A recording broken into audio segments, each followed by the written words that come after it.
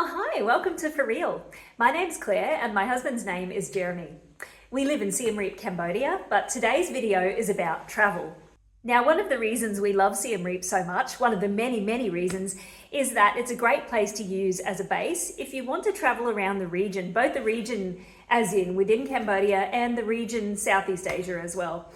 So, when we travel, we often use low-cost carrier airlines. We often travel by minivan, we're often in sleeper trains, you name it, all sorts of crazy transport, and often traveling by motorbike as well. And in those sorts of situations, you do not want to have a big suitcase as well as your traveling backpack. So I want to show you today how I pack for up to about a month using carry-on only. So the bag that I'm going to show you weighs about 7 kilos when it's fully packed, and I always pack it the same way. Now, one of the other things to note is that I'll be taking everything I need for a remote workspace because I work online, and also everything that we need to do our video recording and editing too. So you'll see how all of that stuff fits within the 7 kilo allowance that you would have for carry-on luggage. Let's go. All right, so this is the backpack that I take. It's an American Tourister. I've got no idea how many liters it is. It has quite a few pockets around the outside, on the front and the sides, but I don't use any of those because I prefer to use packing cells. So everything goes into a packing cell and then I know immediately where that item is going to be if I need to get my hands on it quickly. Okay, just a quick look at the back of the backpack. It's really nicely padded and very comfortable. I think it was about 80 Australian dollars and money well spent. It's been really good. Okay, so moving here from right to left. Now, I usually travel with 2 pairs of shoes, and the pair on the left are obviously my running shoes. Now, I like to run quite a lot, maybe 3 or 4 times a week, so having those running shoes with me is essential. It's the one thing I need in order to do that. So they have to go, and because they're the bigger of the 2 pairs, I always wear those. So I pack the Crocs, which are the black and white ones beside, and wear the bigger shoes. That's one hack, wear the biggest things. Now, in the 2 packing cells behind, I have the one on the left full of clothes, and the one on the right is full of pretty much everything else. So it's got things like underwear, it's got all of the tech stuff, and I'm going to unpack this for you in a minute as well. But everything that's not clothes goes into that one. And the other packing cell that I have is this one down the front here. Not really a packing cell, more of like a toiletries bag. So that's my toiletries. And behind that is my laptop. And then on the end here is my personal bag. So when you do carry on only with an airline, usually you get your big bag, which is like 7 kilos, so that one there. And you also get a smaller bag that you can put your personal items in as well, like a handbag or whatever it might be. So that one generally tends to have money, passports, that kind of stuff, important things in it. All right, so let's unpack each of these cells. Have a look what's inside them, and then put them all into the bag and see how it does up at the end. Okay, this is my small personal bag on the right there. The black and green case at the top holds our passports and foreign currencies, international driving license, the cards that I want to bring that I don't necessarily want to carry around in my wallet go in there.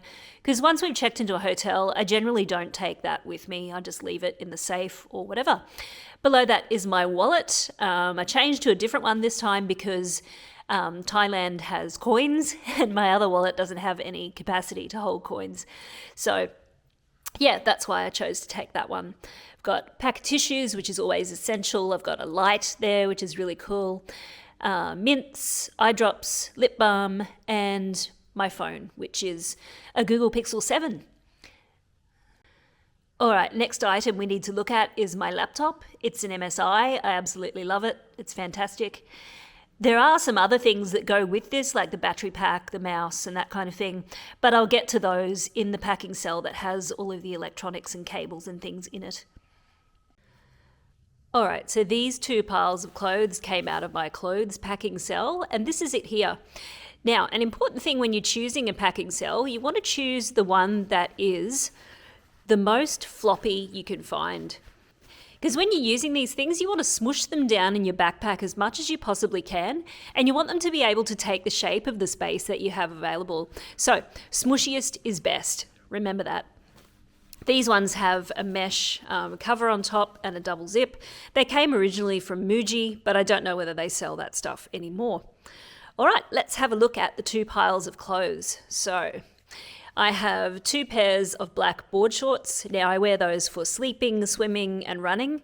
So it's really good to have 2 of them. They're exactly the same. I think they're men's board shorts from Kmart actually. Got a pair of shorts there and a pair of long black pants. So that's it for the bottom halves, apart from what I'm wearing. Obviously, I've got a long sleeve shirt there that if we go on a motorbike ride or something and I want to protect my arms, I can wear that. The rest of them are like sleeveless tank tops, I guess, because that's kind of the style I tend to prefer. And I got 1, 2, 3, 4, 5, 6 of those, plus the one that I'm wearing. So that's all there is in the clothes department. Of course, there are not enough clothes to wear a fresh set every day, and if you're traveling this light, you will need to do washing along the way, especially if you're traveling for a month or so, like I was saying.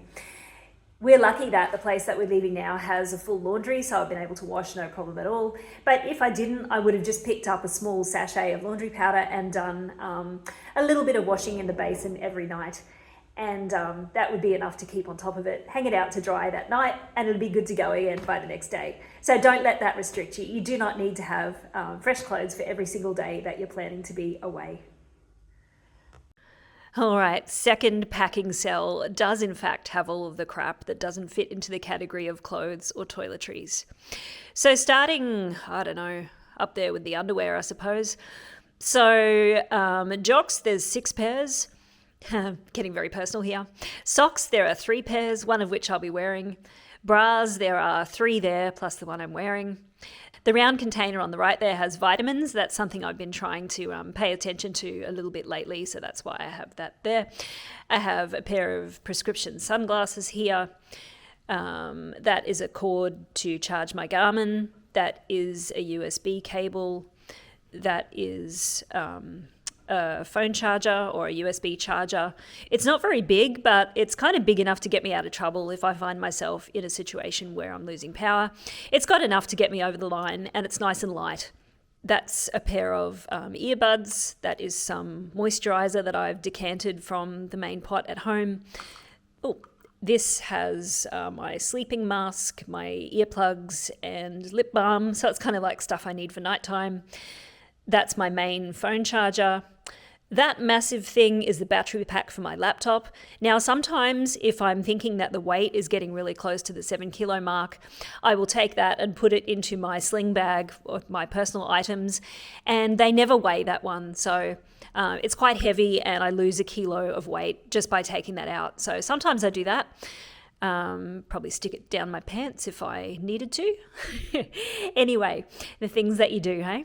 This is a hard drive that I take with me. This is a miniature hair straightener. That's a mouse, obviously.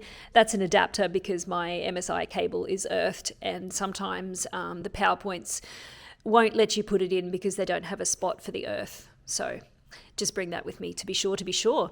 And then I have keys for home, so house keys and bike key. All right, toiletries. I don't know that there's anything here that's very exciting, but along the back there is stuff that I decant into smaller bottles from the big ones that I have at home. There's face wash, shampoo and conditioner, night cream. There's toothbrush, toothpaste, sun cream, bit of makeup, comb, bit of fingernail stuff. You know, nothing too out of the ordinary. A couple of different medications there, Imodium and some Panadol, I believe, just in case kind of stuff. There's a Band-Aid and some extra hair stuff. Okay, so here are the 2 bags all packed up. Now, the good thing is that when I put this one on, I can wear it around the front, and then I can wear that one on the back like a backpack. So it means that this one is very easy to access when I need to get things like passport, cash, whatever, out of there. It's already sitting on my front, so it's much easier than having to take off a backpack and mess around to get out what you need. Well, thank you so much for watching. I hope you found this useful and interesting and maybe slightly entertaining to see what other people put in their bags when they travel. So this is a real life situation because we're moving from one accommodation to another. So it is everything that I have with me. And I'm interested to hear what you think in the comments below. Okay, thanks so much for watching. We'll see you in the next one. Bye.